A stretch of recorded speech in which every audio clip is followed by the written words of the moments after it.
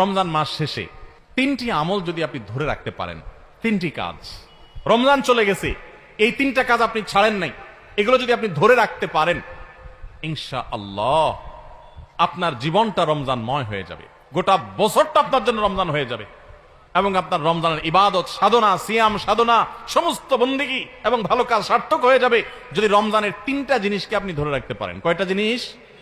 তিনটা। বলবো সেগুলা। নাম্বার 1, 5 ওয়াক্ত নামাজ। আমাদের অনেক ভাইরা আছি সারা বছর নামাজের ব্যাপারে গাফিলতি উদাসীনতা করলেও রমজানে কোনো গাফিলতি করি নাই। আলহামদুলিল্লাহ রমজান মাসটা পুরা মাস নামাজ পড়ার চেষ্টা করছি। অনেকে আছেন না, কিন্তু রমজানের পরে এখন আর নিয়মিত পারতেছেন না। ভাই, আর কিছু না পারেন, বেশি কিছু না পারেন, রমজানে যে 5 ওয়াক্ত নামাজের অভ্যাস করছেন ওই অভ্যাসটা ধরে রাখেন। মরণ পর্যন্ত 5 ওয়াক্ত নামাজে কোনো ছাড়, কম্প্রোমাইজ দিয়েন না, কোনো প্রকার ত্রুটি করিয়েন না। আল্লাহর কসম, ঈমানের পর 5 ওয়াক্ত নামাজের চাইতে গুরুত্বপূর্ণ কোনো আমল আল্লাহর জমিনে, কোরআন এবং হাদিসে আরেকটা নাই। নামাজের চাইতে গুরুত্বপূর্ণ কোন আমল আছে? হাজীগঞ্জ বড় মসজিদের হুজুর আছেন, খতিব সাহেব হুজুর আছেন, ভুল হলে হুজুর বলবেন, আর ওলামা ইকরাম আছেন। ঈমানের পর 5 ওয়াক্ত নামাজের চাইতে গুরুত্বপূর্ণ, ফজিলতপূর্ণ, মর্যাদাপূর্ণ কোন আমল কোরআন এবং হাদিসে আরেকটা। কিন্তু দুঃখের বিষয়, আমরা অনেক মুসলমান আছি বাংলাদেশে, আমরা নামাজ ঠিক মতো পড়ি না। কেউ 4 ওয়াক্ত পড়ে, ফজর পড়ে না, অথবা পড়লে 7টা বাজে উঠি পড়ে। কেউ শুধু জুমা পড়ে, মাঝে মধ্যে পড়ে টক্কা টক্কা। এরপর তিনি আবার নিজেকে খাঁটি মুসলমান দাবি করেন। আবার মুখে বলেও অনেকে, নামাজ না পড়লে কি হয়েছে? কি আছে? ঈমান আছে। নামাজ না পড়লে কি হয়েছে? কি আছে? ওনার ঈমান আছে। এটা বলে মামুর ভাইয়ের আবদার। নামাজ পড়বেন না, আবার বলবেন ঈমান সব ঠিকঠাক আছে। এটা হলো মামুর ভাইয়ের আবদারের মতো, মানে বোগাস আবদার, ভিত্তিহীন আবদার। এ আবদার কোরআন সুন্নাহর সম্মত নয়। ওমর ফারুক রাদিয়াল্লাহু তাআলা আনহু বলেছেন, লা হাজ্জা ফিল ইসলাম লিমান তারাকাস সালাহ। যে মুসলমানের সন্তান নামাজ পড়ে না, নামাজ ত্যাগ করে ইচ্ছাকৃত ঠান্ডা মাথায়, ইসলামে তার কোনো হিস্সা নাই, কোনো অংশ নাই, তার ইসলামে কোনো ভাগ নাই, ইসলামে তার কোনো নাম নিশানা নাই, যে নামাজ ইচ্ছাকৃত ত্যাগ করে।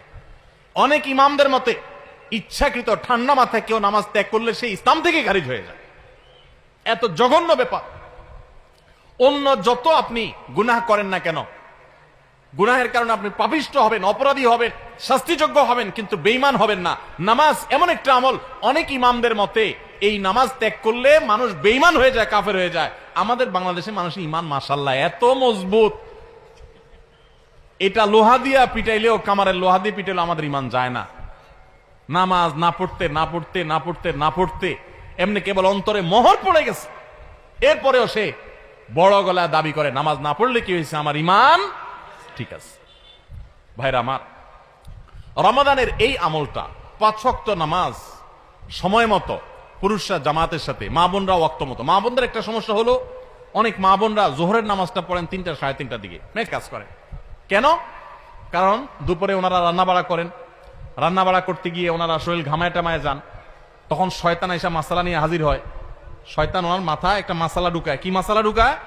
বলে, দেখো বোন, তুমি এত কষ্ট করে এতক্ষণ রান্না বাড়া করলা, রান্না করে গেছো, গরমে ঘামায়া স্বেচ্ছেতা হয়ে গেছো, এই শরীর নিয়ে তুমি আল্লাহর সামনে কেমনে দাঁড়াইবা বলো? তো এবার বোন শয়তানদের জিগায় মনে মনে আর কি, তাহলে কি করতে হবে? এবার শয়তান তার মনে মনে বলে দেয় যে, আরে নামাজ তুমি ঠান্ডা মাথায় ফ্রেশ মোডে পড়বা, হাতের কাজ শেষ করে নাও, রান্না বাড়া শেষ করে নাও, সবাই খাবার টাবার দিয়ে নাও, তুমি বাথরুমে যাও, সুন্দর করে গা ডলে গোসল করো, ফ্রেশ হয়ে আসো, এরপরে 3টা, 3:30 আসরের নামাজ সুই সুই হয়ে যাবে, এবার তুমি ফ্রেশ মুডে একটু নামাজ পড়ো। কাজটা কি ভালো হইলো না খারাপ হইলো? দেখতে কিন্তু ভালো মনে হচ্ছে, তাই না? যে উনি ফ্রেশ মুডে নামাজ পড়বে। টাইম যদি পার হয়ে যায় তো এই ফ্রেশ মুডে 2 পয়সার কোনো মূল্য। আল্লাহ বলেছেন, ইন্নাস সালাতা কানাত আলাল মুমিনিনা কিতাবাম মাওকুতা, নামাজ ইমাদার যে নির্দিষ্ট সময় পড়াটা ফরজ করা হয়েছে। এজন্য মা বোনরা সময় হওয়ার পর দেরি না করে, অনেক মা বোনরা মসজিদে আজানের অপেক্ষা থাকেন, বলে মসজিদে পুরুষরা নামাজ না পড়লে মহিলারা বাসে নামাজ পড়া যাবে না। না ভাই, পুরুষদের উপর ইসলাম এত ঝুলায় রাখে নাই মা বোনদেরকে। আরে মা বোনদেরকে যে পাওয়ার ইসলাম দিয়েছে, পৃথিবীর নারীবাদীদের 14 গোষ্ঠীর জন্মের বহু আগে ইসলাম নারীদেরকে আকাশে তুলে রেখেছে। এরা এগুলা চিন্তাও করতে পারবে না, এত মর্যাদা দিয়েছে। উমরা যাবেন, পুরুষ হইছেন, তো জোরে জোরে তলবিয়া পড়া লাগবে, রোজা আছেন আর গায়ে রোজা আছেন, কোনো মাফ নাই, ছাড় নাই। আর মহিলা হলে আস্তে আস্তে পড়বে, রিল্যাক্স মোড, কোনো টেনশন নাই, কি আরাম, চিন্তা করে। পুরুষ হয়েছেন 5 ওয়াক্ত মসজিদে দৌড়ায় যায়, জামাতের সাথে নামাজ পড়তে হবে, আর জামাতের সাথে নামাজ না পড়ে অবহেলা করে বাসায় নামাজ পড়ছেন, তো খবর আছে, আযাব আছে, আপনি ওয়াজিব তরক করেছেন, গুনাহগার। আর মা বোন মসজিদে যাওয়ার ডিউটি নেই, বাসা পড়লেই পুরুষদের সমান সওয়াব পাবে। ভাই একটা একটা করে আমি দেখাই, অন্তত 10-20টা আমল আমি দেখাতে পারবো যে পুরুষদেরকে আল্লাহ এবং তার রাসূল কষ্ট করে করতে বলেছেন। একই কাজ মহিলাদের বিনা কষ্টে আরামসে রিল্যাক্স মোডে করতে বলেছেন, সব সমান, কোন কোন ক্ষেত্রে আরো বেশি। নবী সাল্লাল্লাহু আলাইহি সাল্লাম বলেছেন ওয়া বুয়ুতুহুন্না খায়রুল লাহুন্না, নবীজির মসজিদে এসে পুরুষরা নামাজ পড়ে যে সওয়াব পাবে, যেই মহিলা নবী সাল্লাল্লাহু আলাইহি সাল্লাম পিছনে নামাজ পড়তে চেয়েছেন তিনি বলেছেন তুমি তোমার বাসায় পড়লে সব আরো